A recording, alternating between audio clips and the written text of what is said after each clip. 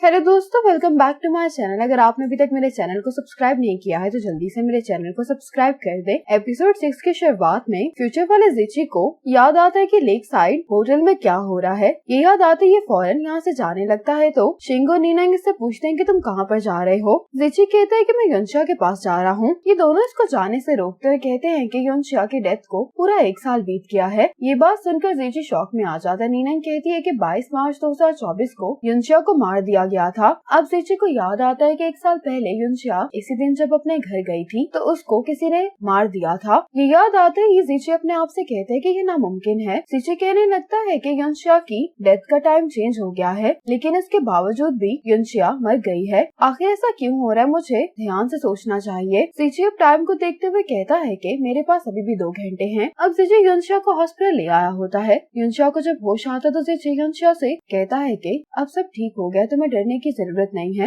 इतने में नीनांग भी युनशिया से मिलने के लिए आ जाती है। उससे पूछती है कि अब तुम कैसा फील कर रही हो। युनशिया कहती है कि मैं ठीक हूँ। अब नीनांग युनशिया को एक वीडियो दिखाती है। जिची जैसे ही युनशिया को ढूंढते हुए पूल के पास आता है तो युनशिया को पूल में देखकर बहुत ज्यादा डर जाता है। फौरन से युनशिया को बचाने के लिए पूल में छलांग लगा देता है। ये वीडियो देखने के बाद युनशिया जिची को देखने लगती है। जिची नीनांग से पूछती है कि क्या तुम्हें मालूम हुआ कि युनशिया को पूल में किसने धक्का दिया था। नीनांग कहती है कि वो फुटेज गायब है जिसमें युनशिया को पूल में धक्का दिया गया है। हम डेटा रिकवर करने की कोशिश कर रहे हैं। युनशिया कहती है कि इन्वेस्टिगेशन करने की कोई जरूरत नहीं है, ऐसा जावे नहीं किया होगा। जावे का नाम सुनकर नीनांग थोड़ा सा हैरान होती है तो युनशिया इसको बताती है कि जब मैं होटल से जा रही थी तो मैंने जावे को बैक डोर से होटल में एंटर होते हुए देखा था। जिची कहते कि फिर क्या हुआ। युनशिया कहती है कि मैंने तुम्हें कॉल की लेकिन तुमने मेरी कॉल नहीं उठाई। मुझे डर था कि जावे तुम्हारे पास आ जाएगा, इसीलिए तुम्हें ये बात बताने के लिए मैं तुम्हें ही ढूंढने के लिए वापस आई थी। युनशिया जिची से पूछती है कि तुमने मुझे कैसे ढूंढा। जिची कहते कि तुमने मुझे मैसेज भेजा था, इसीलिए मैं भी यहाँ से जाने ही वाला था, लेकिन मुझे गार्ड ने बताया कि उसने तुम्हें अभी कुछ देर पहले पार्किंग एरिया में देखा है। वो तो वापस जाने वाली थी लेकिन अचानक ही वो होटल आ गई। ये सुनकर जिची युनशिया को ढूंढते हुए पूल तक आ जाता है। युनशिया परेशान हो जाती है कि इसका फोन तो अभी भी कार में ही है। युनशिया जिची से पूछती है कि तुम अपनी कार वापस लेने के लिए लेक साइड होटल कब जा रहे हो, मैं भी तुम्हारे साथ जाऊंगी। ये सुनकर जिची इनकार कर देता है और नीनांग से कहता है कि कार भी तुम ही वापस ले आना। नीनांग जिची को ओके कहकर यहाँ से चली जाती है। अब नीनांग जब वापस आती है तो शीनन इसी का इंतजार कर रहा तो कहता है कि तुमने फिर मेरा पार्किंग एरिया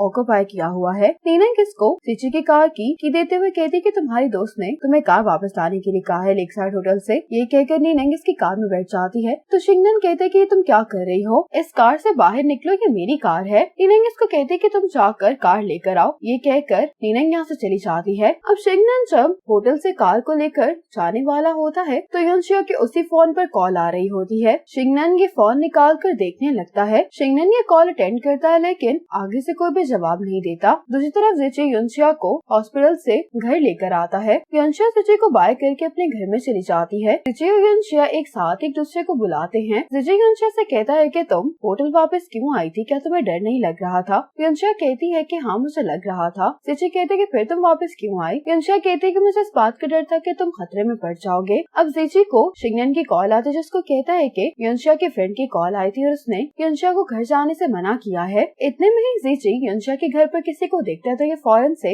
युनशिया को साइड पर कर लेता है और युनशिया से कहता है कि तुम यहीं पर मेरा इंतजार करो। जिची जल्दी से बालकनी में देखने के लिए आता है लेकिन इसको यहाँ पर कोई भी दिखाई नहीं देता। युनशिया कहती है कि कहीं ये जावे तो नहीं था। जिची कहता है कि कोई भी हो लेकिन तुम अब यहाँ पर नहीं रह सकती। अब जिची युनशिया को अपने घर पर लेकर आ जाता है। जिची इसको अंदर चलने के लिए कहता है। युनशिया कहती है कि तुम मुझे अपने घर में मूव होने के लिए कह रहे हो। जिची कहता है कि सब कुछ इतना अचानक हुआ है कि मेरे पास कोई और जगह ढूंढने का वक्त नहीं था। वैसे भी तुम खतरे में हो, अगर तुम कहीं और रहोगी तो मैं हर दफा तुम्हें बचाने के लिए नहीं आ सकता, इसलिए तुम्हारी सेफ्टी को देखते हुए यहीं पर रहना बेहतर है। युनशिया जिची की बात मान जाती है। इतने में ही शिंगनन कार लेकर आ जाता है। युनशिया जल्दी से अपना फोन कार से ले लेती है। ये शिंगनन को कहती है कि वार्न करने के लिए थैंक्स, अगर तुम कॉल करके नहीं बताते तो मुझे नहीं मालूम कि आगे क्या हो जाता। शिंगनन कहते कि तुम्हें अपने दोस्त को थैंक्स करना चाहिए। युनशिया कहती कि उसने क्या कहा था। अब शिंगनन को याद आता है कि जैसे इसने कॉल उठाई थी तो जिची ने से कहा था कि युनशिया तुम घर पर नहीं जाना, तुम्हारी जान खतरे में है। शिंगनन ये सुनकर कहते कि क्या तुम पागल हो। तो जिची शिंगनन को कहता है कि तुम जल्दी से युनशिया को कॉल करके इस बारे में बताओ। जिची युनशिया से कहता है कि तुम अपने बैग्स लेकर अंदर चली जाओ। युनशिया जब अंदर चली जाती है तो जिची शिंगनन से पूछता है कि इसका दोस्त कौन है। शिंगनन कहता है कि मुझे कैसे मालूम हो सकता है। अब युनशिया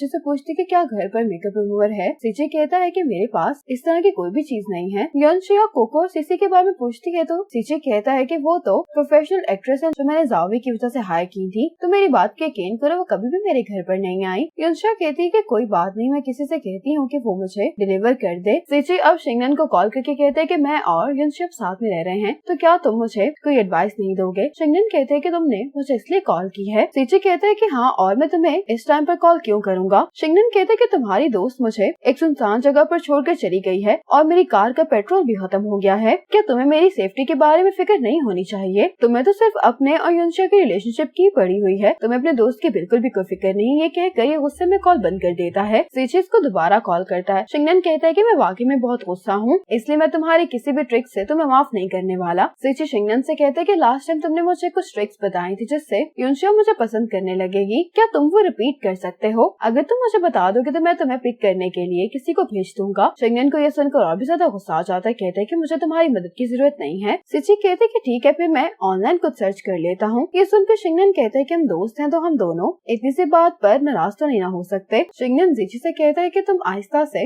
युनशिया के पास जाना और उसके कान के करीब तुम आहिस्ता से एयर ब्लो करना। इसके बाद तुम उससे पूछना क्या तुम्हें ये अच्छा लगा। अब शिंगनन की एडवाइस सुनने के बाद सीची युनशिया के पास आ जाता है, लेकिन युनशिया इसको अचानक देखकर शॉक हो जाती है, जिसकी वजह से इसके हाथ से अंडा नीचे गिर जाता है। युनशिया जब ये उठाने लगती है तो सीची युनशिया के करीब आकर इसके कान में एयर ब्लो करता है। युनशिया एक बार फिर से शॉक हो जाती है कि आखिर सीची के कर क्या रहा है। सीची कहने वाला होता है कि क्या तुम्हें ये अच्छा लगा, तो युनशिया इसको कहती कि क्या तुम पागल हो गए हो। युनशिया गुस्से में सीची से कहने लगती है कि तुम्हारी वजह से फ्लोर गंदा हुआ, इसीलिए तुम्हें इसको साफ करना चाहिए। ये कहकर गुस्से में युनशिया यहाँ से चली जाती है। सीची भी ये देखकर हैरान हो रहा होता है और अपने आप से कहता है कि क्या मैंने इस ट्रिक को गलत तरीके से किया है। अब ये दोनों जब डिनर के लिए टेबल पर बैठे होते हैं तो सीची यही सोच रहा होता है कि इसको क्या करना चाहिए, क्या ये अभी भी मुझ पर गुस्सा है, जबकि युनशिया ये सोच रही होती है कि ये मुझे घूरे क्यों जा रहा है। सीची कहते हैं कि मैंने फर्स्ट टाइम किसी के लिए इस तरह से डिनर बनाया, इसीलिए मैं तुम्हारे लिए ज्यादा कुछ प्रिपेयर नहीं कर सका। युनशिया कहती है कि तुम दूसरी बार मुझे ये बताने की कोशिश कर रहे हो कि तुम्हारे घर पर रुकने वाली पहली पर्सन मैं ही हूँ। ये सुनकर सीची को याद आने लगता है कि पास्ट में भी युनशिया सीची के पास आती कहती कि क्या मैं आज रात तुम्हारे घर पर रुक सकती हूँ, क्योंकि कर्ज वापस लेने वाले अभी भी मेरे घर के सामने हैं। सीची युनशिया को रुकने की परमिशन दे देता है। सीची कहता है कि तुम फर्स्ट नहीं बल्कि हमेशा से ही तुम ही रही हो। ये बात सुनकर युनशिया थोड़ा सा हैरान होती है। अब युनशिया भी नूडल्स खाने लगती है तो सीची को याद आता है कि जब युनशिया इसके घर पर रुकी थी तब इसने सीची के लिए नूडल्स बनाए थे, और सिर्फ युनशिया